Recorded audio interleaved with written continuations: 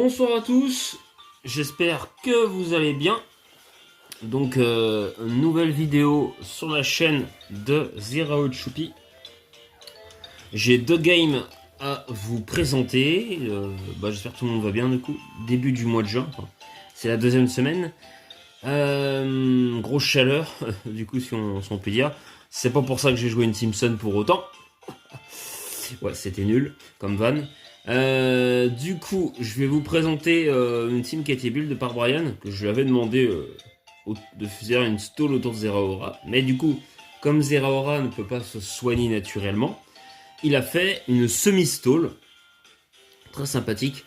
J'ai le build en tête, hein, pour ça que je vais vous montrer directement avant de lancer la game. Alors, du coup, on a le Mega Latias, qui est vraiment le défogueur de la team. Hein. Alors lui, il est vraiment full HP, full speed. Hein. Donc il peut se soigner. Puis je crois qu'il a... Par contre, il a Ice Beam et Draco Meteor dans son coverage. Mais il faudrait que je joue Aura Sphere, notamment pour pouvoir toucher Mega Tyrannosif, Titar et surtout King Gambit. Ensuite, on a le Zeraora, joué bot. Alors lui, il est joué 40 en HP, 252 attaque, 252 speed. 40 en HP, t'as pas besoin d'être... non, 212 en speed. 216 en speed. Pourquoi? Parce que comme Dragapult n'existe pas, t'as pas besoin de jeu full speed. 40 en HP pour aller tanker un petit peu certaines attaques neutres. Du coup, tu joues Taunt sur le Zera. Comme ça permet à certains Pokémon qui voudraient poser les pièges de roche. Ça te permet d'empêcher... Oui, t'as Taunt, c'est quand même utile. Ça te permet d'empêcher les PDR. En stall, c'est très utile. Ça permet aussi d'empêcher un Pokémon de te toxique. Hein. C'est quand même pas dégueulasse. Notamment un Toxapex, du coup, par exemple, il pourra pas te toxique. C'est quand même bien. Et alors, tu joues Plasma Fist, Knock-Off, très important, et Close Combat. Pour toucher comme les aciers sol, c'est quand même important. Et le Stab aussi. Hein. Knock-Off pour retirer les restes. C'est vrai que tu pourrais jouer Grass Note, mais bon, en vrai, là, dans cette team-là, tu touches plus de trucs avec un move physique. Melodelf, il est joué full def, full HP et Life Orb, du coup, hein, offensivement, vraiment très intéressant. Alors lui, il est joué avec Flamethrower, Ice Beam, Moonblast et Soft Boil. Vraiment, Ice Beam très très utile pour toucher des Météros, toucher ce genre de Pokémon. Lance-Flamme pour Goldengo. En vrai, Goldengo sur le switch-in, tu lui mets comme sa barre, surtout les Goldengo offensifs. Le Pokémon le plus important de la team, c'est clairement le Halo Momola, qu'il faut absolument garder le plus longtemps possible. Vraiment un bon switch-in à Urshifu, très très bon switch même. Un Pokémon très bulky, qui a Régénérateur aussi, hein, qui est surtout là pour Wish. Donc voilà, pour Regen notamment, un Poké comme Zeraora qui peut pas se soigner, c'est quand même cool. C'est pour ça que je joue semi-stall, sinon je pense que je jouerais une pure stall. Ensuite, voilà le Momola qui est vraiment le soutien Wisher de la team, là, le Wish Passeur, on préfère défensif. Wish Passeur. Du coup, on a le Clodsire Spedef, assez classique. Hein. Et on a le Celestila, aussi assez classique. Avec Evislam, surtout, en vrai, c'est bien de choper des Pokémon avec le poids qu'il a. Evislam, c'est quand même cool. Et Vampigraine pour récupérer un peu de vie. Comme ça, c'est bien. Utiliser Wish plus Vampigraine, ça évite de tout le temps, ça permet de régène. Et ça évite à une semi-stall de toujours besoin d'utiliser les PP. Parce que le but d'une stall, c'est de survivre, ou semi-stall, survivre le plus longtemps possible. Et de ne pas avoir utilisé le plus de PP, le moins de PP possible. Donc ensuite en face, nous avons du coup... c'est bizarre avoir une team sans... comment je pourrais dire? Une team sans type sol. Surtout que c'est quand même très important notre dex. Hein. T'as quand même du Raging Bolt, t'as comme des trucs assez vénères, donc t'as absolument besoin d'une Imu Elec. Donc je suis assez étonné que tu joues sans type grande. Moi ça m'a... Le Slowking du coup face au Zeraora. Là c'est vrai qu'en vrai quand tu es l'oppo t'as envie de te barrer. Après peut-être que tu veux toxique, c'est vrai que ça dépend. Mais là t'as envie de te barrer, hein. T'as pas envie de te faire casser l'objet. En soi la logique qui voudrait bien tanker, je pense que ce serait Tyrannosif. Tyrannosif ce serait... Ouais, Titar, ouais. Après, t'as Close Combat. Ouais, en vrai, bah, cette team a pas vraiment switché nos Zera, donc c'est un peu problématique. Le knock-off, qui fait quand même 61%. Hein, bon, sur un Pokémon qui tape pas fort, qui est pas stabé, alors ça casse l'objet, ok, mais bon, bah du coup là tu forces le switch, tu fais quand même 61%, c'est pas dégueulasse. Hein. T'es quand même content, donc là, évidemment, il fait chier réception. Je pense qu'il a anticipé un switch. Voilà, je pensais qu'il allait faire un autre knock-off. Là, si, il refait le knock-off sur le switch. Enfin, non, il fait le knock-off. Alors derrière, le Super Sonic Strike du Zapdos qui est vraiment offensif. Le Zeraora qui tank quand même. Alors vous allez dire, oui, mais c'est résisté. Oui, d'accord, c'est un Pokémon offensif. En plus, t'as un coup critique, donc tu tank, c'est comme assez stylé. Zapdos, ça tape ultra fort. Hein. Faut pas voir que le move résisté. Hein. Le Z-move, c'est très très puissant. Surtout le Z-move vol. Donc là, t'as un coup critique, donc ça veut dire que si t'as pas de coup critique, ça tue pas, ça fait un peu moins. Après, ça dépend de la répare du Zapdos aussi. C'était pas un Zapdos full attaque spé, forcément, hein, puisque je me rappelle la team 7G que j'ai joué hier contre Yonk. Mon Borea, c'était absolument pas full attaque. Hein, bon, il tuait pas le garçon, donc voilà. Mais ça fait quand même d'énormes dégâts. Donc voilà. Mais là, du coup, heureusement, il y a les bots, mais ça va pouvoir switcher sur le Clodsire, du coup. Le Volt Switch. Je sais pas pourquoi il a tapé Volt Switch, peut-être anticipé. Ouais, ça va ensuite, ça va direct le double sur Alomomola. L'Oppo qui peut se régène, c'est plutôt bien joué. Ça switch sur le Hoopa. Non, ça va direct sur Clodsire. L'Oppo a bien anticipé le Hoopa. T'as pas envie de te prendre un sabotage. Le Zenitbot qui fait très mal. Du coup, je pense que comment Brian il est allé sur le Clefable pour pouvoir checker s'il y a le physique ou spécial parce que Hoopa peut très bien jouer spécial et il a une grosse attaque mais il a une très bonne attaque spéciale aussi et voilà le Poké il a accès à tonnerre notamment. Hoopa faut se méfier parce qu'il a un très très bon move pool et ça aurait pu être très dangereux de mettre le Celestia donc on sait jamais. Voilà, donc là tu mets le Celestia en sachant qu'il est physique. Tu sais que bah ça va pas faire grand chose. Hein. C'est vrai que là le Zenbot a fait bon, c'est résisté, ça fait 28%. Mais vu les dégâts sur le Melodef, je pense qu'il est choice band hein, le ou pas. Parce que c'est quand même un peu abusé. Après c'est un Melodef qui est quand même full def, full HP. Hein. Faut Clefable qui revient, c'est la méga. Alors là par contre je suis quand même un peu surpris. Jouer méga titar avec les pièges de rock, c'est pas. Ouais, c'est quand même bizarre. Tu joues une méga pour jouer les rocks. Le mec joue pas trop mal, mais c'est vrai que j'ai un peu de mal à comprendre le sens de la team, qui a pas vraiment de sens. Le Stone Edge qui ne tue pas. Ouais, être full HP, full def, ça aide. Tu peux te régène du coup, en plus de la Vampigraine. Donc là, ça switch sur le Zapdos, donc tu vas pouvoir te régène encore une fois. C'est plutôt pas mal. Donc là, évidemment, tu vas sûrement switcher sur le Clodsire. Ça va. Non, ça fait le Thunderbolt. Bien vu, du coup. Ça fait le Hurricane qui fait 0. Hein.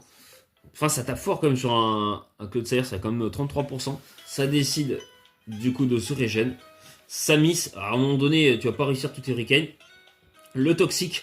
Donc, c'est-à-dire que le Zapdos va mourir à petit feu. C'est plutôt bien. Ça va sur le Slowking. Du coup, et le séisme.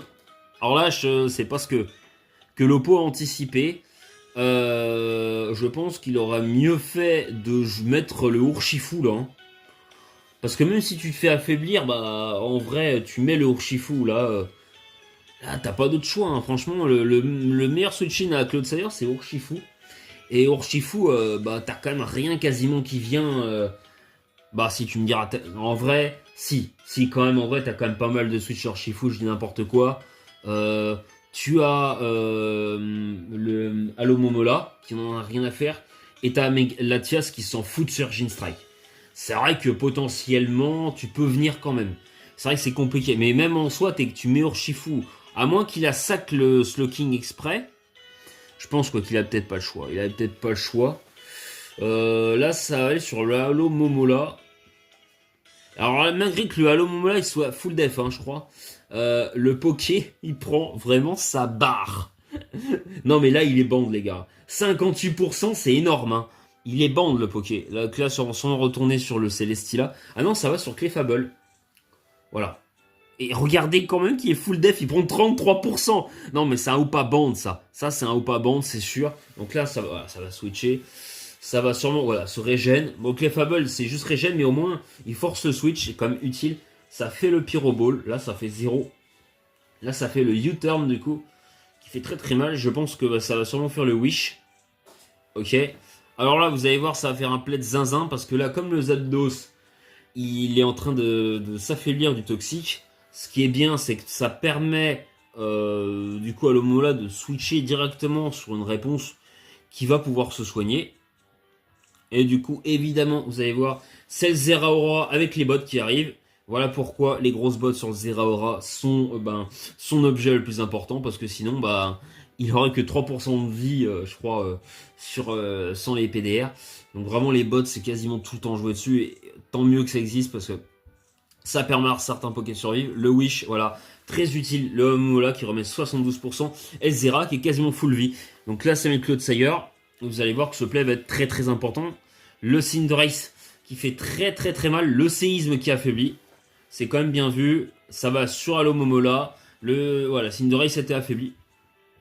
Le Cinderace n'a aucun moyen de récupérer de la vie. Alors, c'est vrai qu'en vrai, c'est pas ultra gênant. Mais comme tu as des Pokémon qui ont un gros bug comme Megalatias, tout ça, tu vas quand même avoir du mal à les passer maintenant. T'as quand même Zeraora, Kuba ne va plus tuer du coup ce Sucker Punch. Et je crois que c'est un Pyrobut qui est... Il a libéraux ou je sais plus. Ouais. Si, il a libéraux ce Poké. Je pense que le Kuba ne tue pas. Donc voilà, là le Hoopa, donc du coup il est affaibli, c'est quand même très compliqué. Là ça va switcher, ok, sur Clefable. Le Hyper Pass Fury. Ouais, c'est dommage que ça n'a pas fait le Zenitbot. Du coup, le Clefable qui peut se soigner, ça va switcher sur le Zapdos. Le switch sur le Momola, l'adversaire qui anticipe bien. Voilà, mais c'est surtout Brian ne prend pas de risque. Le Hurricane qui crit. Ah, par contre, ça c'était pas prévu. C'était pas prévu. Ça va mettre le Zeraora qui va Plasma Fist évidemment. Et par contre, le Plasma Fist qui fait 44%.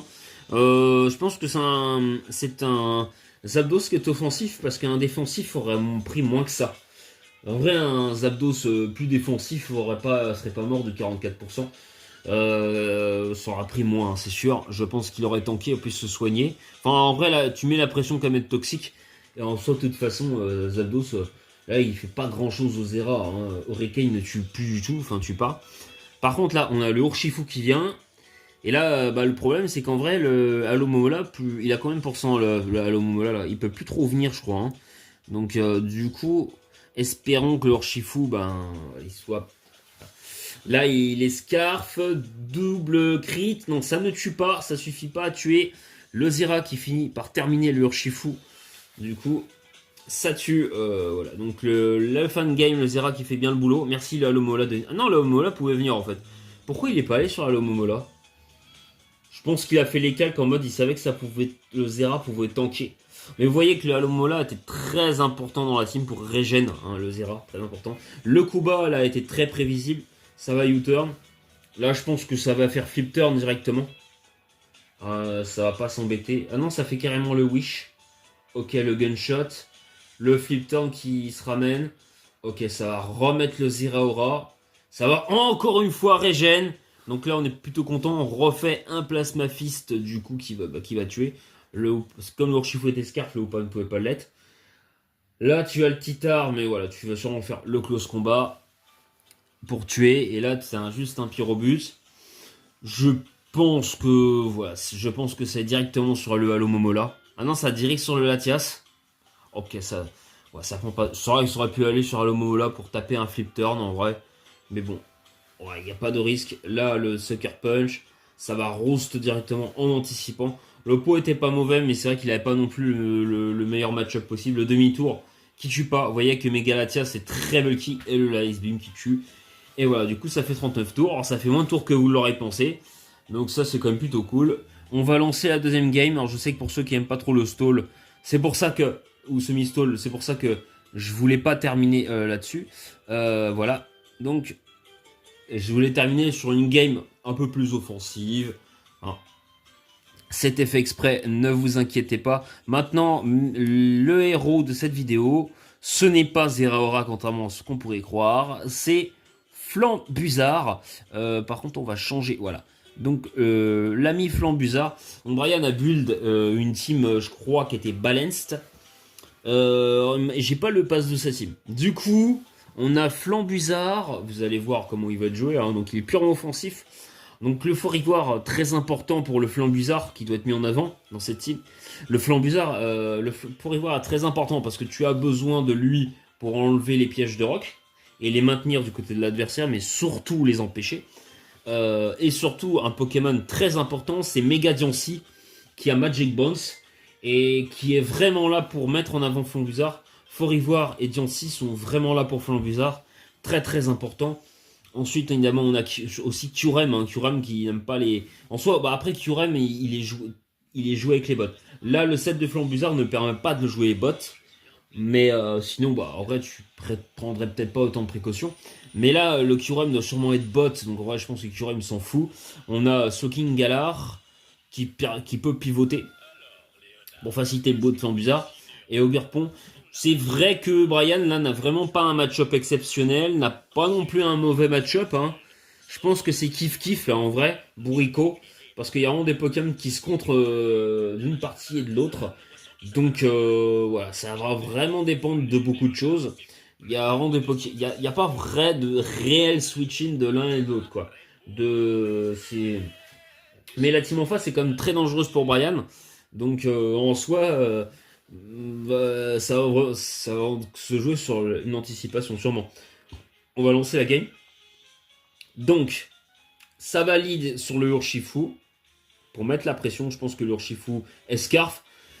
Après, c'est dommage de révéler, bah, comme moi je l'ai fait hier avec le Gunshot Greninja, de révéler T1 que bah, Poté pense sur ses Scarf. Du coup, c'est-à-dire que sur le Diancie, tu vas sûrement aller bah, sur Ogerpon, hein, directement. Et le demi-tour, aïe aïe aïe. Voilà, ça a mis directement. C'est vrai que là, tu te dis. C'est vrai que là, le demi-tour, je pense que Brian avait anticipé un switch. Donc vous allez voir que ce début de game est très compliqué pour Brian. L'oppo arrive à mettre une très grosse pression entre le Urshifu et le Scizor. Le Mega Scizor, pardon, parce que c'est le Mega qui est très souvent joué. Le demi-tour encore. Pour l'instant, Brian n'arrive pas à prendre l'avantage. Du coup, donc les leftos du Greatest, il faudrait voir avec les leftos. Ça fait le Ice Spinner. Donc le Ice Spinner qui fait 0. Hein. Le knock-off, par contre, très bien vu de la part de Brian, qui anticipe sûrement. Je sais pas ce que le pot anticipe Ice Spinner. Je pense que juste il savait qu'il allait rester. Je pense qu'il a fait Ice Spinner en mode. Je veux surtout pas que le Ogerpon qui est quasiment mort revienne. Je pense que c'est pour ça, sachant qu'il doit être Scarf et Urshifu. Donc là, je pense que il a knock-off, du coup, c'est un Scarf. Sauf Scarf Urshifu. Par contre, là, le problème, c'est que tu es obligé de switcher. Donc je pense que là, qu'il a coff Urshifu, il va sûrement remettre le Ogerpon. Je pense. Là, tu vas pas rester. Tu peux pas mettre tes pièges de rock. C'est vrai que c'est très chiant pour Brian, du coup. Ça va faire le Surging Strike. Très bien vu, vraiment, Brian l'a fait pour l'instant une game propre. Je pense que voilà, ça va faire le hors niche. C'est bien en début de game comme ça de pas prendre de risques. Là, du coup, ça va sûrement vouloir switcher. C'est vrai, moi j'aime bien Synthèse sur Ogerpon, mais sans déconner. Mais bon, en vrai, les picots mis de la part du Ferro. Bon, là, en vrai, le Flambuzard, les picots, il s'en fout un peu, c'est pas très grave. Mais tu veux quand même Rapid Spin, hein, c'est quand même toujours chiant. S'il met ses pièges de rock, c'est quand même très pénible. Il va faire la Vampigraine. Là, il va faire la Vampigraine. Donc là, ça va switcher sur le Mega Diancie. Du coup, ça fait le knock-off. Ça fait 0. Ça permet au Forivoir de pas pouvoir se faire enlever les leftos. Il a besoin du lefto au Forivoir. Donc là, évidemment, le Mega Diancie, s'il est là, hein, il faut pas vous étonner, c'est que le Pokémon... Eh oh, la minette! Oh! Descends de là! Descends! Hop! Descends! Oh! Fais des bêtises. Bon. Le Mega Diancie qui a Mystical Fire, vous vous en doutez. C'est très pratique pour toucher Noacier et Sizor. Sauf que là, malheureusement, le Mystical Fire tank, en plus, je crois que c'est un rôle. Hein. Et le Gyroball qui tue, ça c'est très chiant. Ça veut dire que maintenant, t'as pas un free switch sur Shifu. Après, en soi, de toute façon, le gros problème du commande Megadian 6, c'est que t'as Jirachi. Et Jirachi, il s'en fout un peu de Mystical Fire. Là, l'Oppo a pas très bien joué, parce que je pense que t'avais quand même Jirachi qui pouvait venir comme tous les jours dessus. Je comprends pas que sur il est pas venu dessus hein, en vrai. Ouais, et puis ouais. Non, en vrai, il aurait pu largement mettre son Jirachi, faut pas déconner. Son aspect de son Jirachi tue donc assez bien Mystical Fire normalement. Bon là le Freeze Dry qui tue, je pense que ah non c'est pas un Current Specs, je crois pas. Là ça va sûrement switcher. Ok, ça switch sur Ogerpon. Le demi-tour qui part, ça laisse sacrifier son Ogerpon. Je pense que ça a anticipé le Bullet Punch, mais l'Oppo il joue pas si mal, donc c'est compliqué. Pour l'instant, Brian est vraiment dans la sauce, il a un peu de retard. Et t'as quand même des switch-in à. Voilà, deux switch-in à Curem, le Freeze Dry qui part. C'est chiant, c'est vrai que c'est très très chiant. Ça décide d'aller sur le Fort Ivoire, du coup, heureusement Fort Ivoire est là. Le demi-tour qui part encore.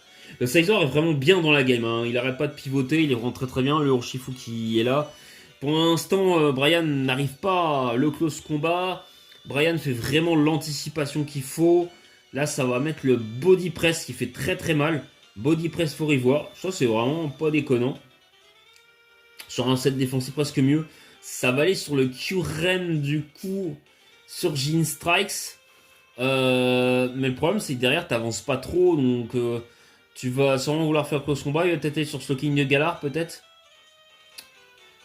Oh là, ouais, c'est ça. Ça va sur Slowking directement, je pense. C'est vrai, quoi. Il y a une pression de zinzin. Hein. L'adversaire anticipe énormément aussi. Je pense que là, ça fait la chili réception. C'est très compliqué. Hein. Cette game est vraiment très très compliquée. C'est serré, mais on a l'impression que l'Oppo a toujours l'avantage. Comment tu peux perdre avec Sizor ça me paraît compliqué. Le substitute qui est parti, du coup. Il y a quand même un retard de poker. Alors, le Lando qui s'en fout, qui met ses rocks. Le Lando, là, l'Oppo, il est quand même couillu, il a anticipé. Là, ça fait le roost. Alors, ça, c'est très, très, très fort. Hein. C'est cette de Kuram avec bot roost. Un enfer, mais c'est très, très fort. Et je crois que c'est potentiellement ce qui pourrait faire gagner Brian. Essayer de temporiser. Après, le problème, c'est que le Mega Sizor, bah, lui aussi, il a roost, il peut se soigner. Donc, c'est très compliqué, du coup, pour un Kuram quand t'as un Mega Sizor. Bon, en vrai, c'est tellement un des rares contre à Kuram. Le Theory Force qui fait 0. Voilà, c'est compliqué. Là, t'es obligé de switcher sur le... Ah non, ça switch carrément sur Fort Ivoire. Voilà. Bon, Bullet Punch qui fait 0, hein, 13%. Là, du coup, tu vas être obligé de taper le Rapid Spin qui ne tue pas. Du coup, ça va faire le Rapid Spin. Non, tu peux pas te permettre d'avoir les pièges de rock. Là, je pense que ça va peut-être switcher, non? Là, ça, ouais, voilà, ça va sur Sokin de Galar. Le Sizor qui va faire Bullet Punch. Là, je pense que le Sizor aurait pu se soigner en vrai. Voilà, ouais, mais il aurait pu se soigner avant. Et du coup, là, il va pivoter. Ah non, ça va sur Sokingar, ça met le... Hop, ça met le talon flame. Et là, vous allez voir que ça peut être un moment très important. Mais vous allez me dire, bah oui, mais il y a le Raging Bolt. Déjà, il n'y a pas les pièges de rock du côté de Brian qui a réussi à les enlever, se mettre suffisamment de pression pour les enlever. Là, vous êtes plus rapide que toute la team adverse. Vous êtes très très bien. Hein, du coup, bah là, vous pouvez placer la Dance Lame sur Talon Flame. Surtout que Talon Flame, c'est... Ah non, ça va sur Curem. Ah ouais. Pourquoi ça n'a pas tapé Roost directement? J'ai pas compris. J'ai pas compris ce qu'il a fait. Ah ouais, ça va sur Lando. Ok. Ok. Je pensais qu'il avait passé la Dance Lame. Et là, ça va sûrement faire le sub. Du coup, sûrement ça va faire le sub. Non, ça switch sur Sokin de Galar encore. Le demi-tour qui part. Ouais, il y a beaucoup de pivoting. Hein. On a l'impression que c'est de la 8G. Mais non, non, non, non, c'est pas de la 8G. Là, ça va sûrement switcher sur Flanc Bizarre peut-être. Ah! Et là, le problème, c'est que là, tu peux pas mettre le fond bizarre. Il y a les pièges de rock du côté du Lando. Et là, t'as le Kyurem. Heureusement, t'as les bots, mais du coup, voilà. Et là, du coup, c'est vrai que peut-être qu'il a fait cette erreur. Il aurait pu mettre son flanc bizarre plus tôt. Après, je pense qu'il s'est dit que le Raging Bolt, ça tuait jamais. C'est un peu ça le problème. Oula, le Bullet Punch qui fait très très mal. Là, tu fais le Earth Power. La baisse de Speed F sur Terry Force, ça c'est quand même bien. Ça va sur Slowking. Ah non, ça fait Bullet Punch. Bien vu de la part de Lopo qui met la pression quand même toujours. Là, ça va sûrement... ça fait le chi réception, ça pivote. Et là, ça met le talon flame. Aïe, aïe, aïe. Ok. Là, ça va sûrement roost. Là, ça va sûrement taper atterrissage. Voilà, là, t'as pas le choix. Ça met quand même... Est-ce que le Lando a toxique? C'est un peu ça le problème. Est-ce qu'il a toxique? Est-ce qu'il peut toucher le flanc bizarre? Est-ce que il a Stone Edge? Et là, les espoirs sont finis. Est-ce qu'il y a une chance que ça va aller sur Fort Ivoire? Du coup, ok, ça fait le U-turn. Là, tu mets ton Urshifu. Alors là, j'ai pas compris. Par contre, là, c'est vraiment une très grave erreur de la part de Lopo parce que bah, t'as Urshifu. Voilà. Et bah, tu cliques demi-tour en fait, ou tu cliques le Surgeon Strike et demi-tour derrière. Je comprends pas qu'ils mettent pas le Urshifu quoi. Là, t'as Shifours en fait, du coup, pour les pièges de rock. Je comprends pas. Il faudra m'expliquer. Hein. Non, mais là, les gars, à un moment donné, je sais pas, faut arrêter quoi. Le Bullet Punch qui ne tue pas, 1%. Le Rapid Spin, du coup. Et voilà, je pense que ça va sûrement laisser mourir le Fort Ivoire là. Ou alors ça va cliquer Ice... Non, ça va sur Soaking de Galar. Ok. Là, ça va sûrement remettre le Déméter Rose. Non, ça met le Raging Bolt. Ok, ça met son Raging Bolt. Draco Météor qui tue. Ok, là on est à 3 contre 5, ça devient très compliqué. On a le Kyurem qui part. Là, est-ce que ça va pas tenter le clonage? Voilà. Donc là, ça veut dire que le Kyurem peut potentiellement soigner. Mais ça devient de plus en plus compliqué cette game. Le Telluriforce qui part. Putain, je sais j'ai plus quoi. Et là, ça fait le Bullet Punch. C'est vrai que ça aurait pu se soigner. Et là, par contre, là, au bout du 40e tour, le flanc bizarre qui arrive. Et là, ça peut être un moment très important. Le Démétéros, évidemment. Et là, du coup, ça va jouer le Dance Slam. Alors là, ça va dépendre si le poids Stone Edge ou pas. Le Dance Slam qui repart. Double Dance Slam. Ça met ses pièges de rock. Attention, qu'est-ce que ça va être? Le Z-Move, évidemment, de type vol. Et ça one-shot, le Démétéros. Là, attention. Là, par contre, attention, parce que... Voilà, on a le Raging Bolt. Mais là, t'as plus vraiment de choix, je pense. Là, t'as le Rapace qui part. Je me suis... Et Lopo qui fait le Thunderclap. Alors qu'il aurait pu faire T-Bolt. Comprends pas, mais... Ou Draco Météor, hein, mais T-Bolt, c'est très bien. Thunderbolt, là où Draco Météor, là, tu fais Draco Météor. Parce que jamais ça tue, hein, c'est résister, Rapace, c'est un gros bulk. Je pense qu'il fait une Thunderclap, là, j'ai pas trop compris. Il a pas compris, je pense, le Talon Flame. Hein, Talon Flame, il a roost, donc le Rapace, il passe avant le Thunderclap. Du coup, je pense que le gars, il a pas trop compris. Ça va faire Thunderclap, bien vu de la part de Brian. Et là, du coup, ben, l'avantage, c'est que le Raging Bolt ne tue plus. Donc là, ça a compris, je pense que ça va switcher. Ça va switcher, du coup, ça fait le Rapace. Et là, on va se retrouver à 3 contre 6. On va à 3. Ça décide de mettre le Raging Bolt. Est-ce que là, ça va anticiper le Flare Blitz qui la tue, par contre, évidemment. Tu as 2,5. Et là, comment tu fais pour passer? Comment tu fais pour passer? Je pense que là, ça va direct. Ok, ça fait Bullet Punch. Là, je sens que ça tape le Flare Blitz. Voilà. Et là, alors là, à moins que le Jirachi il soit Scarf avec point éclair, mais non, finalement le Flare Blitz qui tue et le Talon Flame star de cette vidéo qui meurt au passage mais qui peut se reposer tranquillement.